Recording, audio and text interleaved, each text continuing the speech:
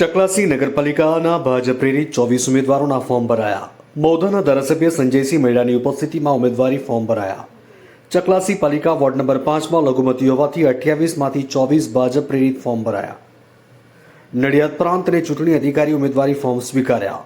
ખેડા જિલ્લા ભાજપ પ્રમુખ અજય બ્રહ્મભટ્ટે તમામ નગરપાલિકાઓમાં ભાજપ પ્રેરિત પ્રમુખ બનશે તેવી આશા વ્યક્ત કરી. સાથે ખેડા નગરપાલિકાના ઉમેદવારોએ ફોર્મ ભર્યા.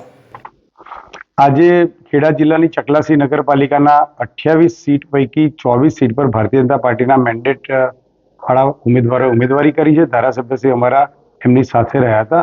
સાથે સાથે ખેડા નગરપાલિકાની 28 સીટો પર 28 મેન્ડેટ જાહેર કરી દેવામાં આવ્યા છે અને એની ફોર્મ ભરવાની પ્રક્રિયા ચાલુ છે. કઠલાલ કપડના ફોર્મ કાલે ભરાવાના છે. મૌધા, મહેમદાવાદ અને ડાકોર નગરપાલિકાના ફોર્મ પણ કાલે ભરાવાના છે. કયા મુદ્દાઓને લઈને ઉમેદવારી લોકો કરાવી? સ્થાનિક સ્વરાજની ચૂંટણીમાં સૌથી મોટો મુદ્દો હોય છે સ્થિરતા.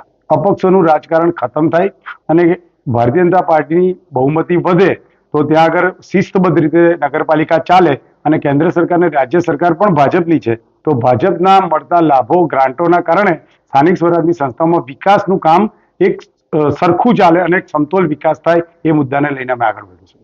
અન્ય પક્ષો જે નડશે ભાજપને? ભારતીય જનતા પાર્ટીને કોઈ પક્ષ ક્યારેય નડતો નથી. કેટલી સીટો? દરેક જગ્યાએ ભારતીય જનતા પાર્ટીનો પ્રમુખ બેસે એવો અમારો પ્રયત્ન છે ને અમે એમાં સફળ જઈશું.